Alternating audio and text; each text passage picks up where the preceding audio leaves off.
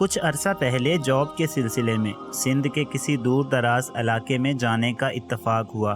بیچ میں ایک دن فوری ملا تو سوچا ہوٹل میں رہنے سے اچھا ہے کسی دوست سے ملاقات کی جائے۔ میں اپنی قریبی دوست کے گھر چلی گئی۔ ہم آپس میں باتیں کر رہے تھے کہ اتنے میں میرے شوہر کا فون آ گیا۔ میں ان سے بات کرنے لگ گئی۔ جب فون بند کیا تو میری دوست کے گھر میں کام کرنے والی جو اس وقت وہاں کام کر رہی تھی، اس نے ایک دم سے مجھ سے پوچھ لیا، باجی آپ کا شوہر آپ سے پیار کرتا ہے؟ ہاں جی کرتا ہے۔ کیوں؟ میں نے ایک دم سے جواب دیا، آپ کو اس سے ڈر نہیں لگتا؟ اس کا اگلا سوال، نہیں تو اب بھلا شوہر بھی کوئی ڈرنے والی چیز ہے؟ مگر یہ سب تم کیوں پوچھ رہی ہو؟ میں نے آخر اس سے پوچھ ہی لیا، کیوں تمہارا شوہر تم سے پیار نہیں کرتا؟ تو اس نے جواب دیا نہیں، میں نے اسے چھوڑ دیا۔ تم نے کیوں چھوڑ دیا؟ میں تھوڑا سا چونکی، کیونکہ ہمارے سماج میں بیوی شوہر کو چھوڑ دے یہ بڑی بدنامی کی بات ہے اور اس کے لیے بڑا دل گردہ چاہیے۔ باجی مجھے اس سے ڈر لگتا تھا، اب اس میں ڈرنے والی کیا بات ہے؟ میں نے کہا۔ اس نے صفائی والا کپڑا نیچے رکھا اور خود بھی بیٹھ گئی اور اپنے ساتھ ہونے والے ظلم کی داستان سنانے لگی، جو سن کر میرے رونگٹے کھڑے ہو گئے۔ جب میری شادی ہوئی تب میں چھوٹی تھی۔ جس آدمی سے میری شادی ہوئی وہ مجھ سے عمر میں بہت بڑا تھا۔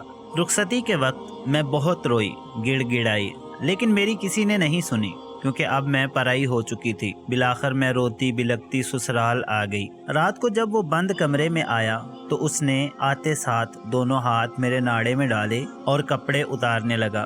میں ڈر کے مارے رونے لگی، لیکن وہ باز نہیں آیا تو میں خود کو بچانے کے لیے چیختی چلاتی دروازہ کھول کر باہر صحن میں بھاگ گئی۔ اتنے میں میری ساس بھی اپنے کمرے سے نکل آئی اور میرا شوہر بھی میرے پیچھے ہی آ گیا۔ میں اپنی ساس سے لپٹ کر رونے لگ گئی۔ اس نے اپنے بیٹے کو سمجھایا کہ دیکھو ابھی یہ چھوٹی بچی ہے اس لیے ڈر رہی ہے، تم آج رہنے دو، 2-4 دن میں ٹھیک ہو جائے گی، اور مجھے سمجھا بجھا کر کمرے میں واپس بھیج دیا۔ میں سسک کر جب سو گئی تو میرے شوہر نے نیند میں میرے ساتھ غلط کام کیا۔ اس دن سے مجھے اس سے نفرت ہو گئی اور پھر وہ ہر روز مجھے مارتا پیٹتا۔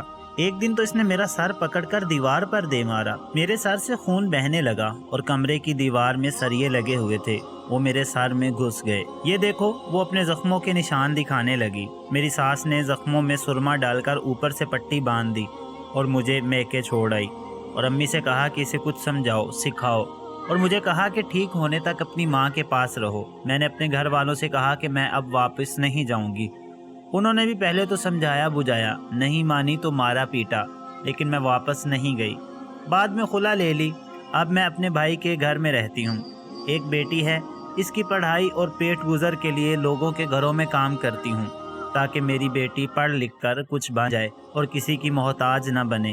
میں جب بھی کسی میاں بیوی کو آپس میں ہنستے ہوئے باتیں کرتے دیکھتی ہوں تو سوچتی ہوں کہ کاش اگر میرے ماں باپ نے میری شادی چھوٹی عمر میں نہیں کروائی ہوتی اور میرے شوہر نے شادی کی پہلی رات میرے ساتھ زبردستی نہیں کی ہوتی، پیار سے سمجھایا ہوتا، تو میں بھی آج اپنے گھر میں خوش ہوتی۔ ہمارے ہاں جیسے ہی بیٹی پیدا ہوتی ہے ہم اسے سکھانے لگ جاتے ہیں کہ اب تم ہماری عزت ہو، ہماری عزت تمہارے ہاتھ میں ہے، سر پر دوپٹہ اوڑھو، اونچی آواز میں بات مت کرو، ہنسو مت، لڑکیوں سے بات مت کرو، گھر سے باہر نہ نکلو، اس جیسی اور بہت سی باتیں۔ جیسے ہی تھوڑی بڑی ہوتی ہے ہمیں اس کی شادی کا غم لگ جاتا ہے، لڑکی بڑی ہو گئی ہے، اب اس کی شادی ہو جانی چاہیے، اور یہ غم ماں باپ سے زیادہ پڑوسیوں کو لگا ہوتا ہے۔ ہائے تمہاری بیٹی کی ابھی تک شادی نہیں ہوئی؟ میں نے بھی تو اپنی بیٹی کو اپنے گھر کا کر دیا، اب وہ جانے اور اس کا گھر۔ جتنا جلدی ہو سکے اتنا جلدی اپنے سر سے بیٹیوں کا بوجھ اتارو۔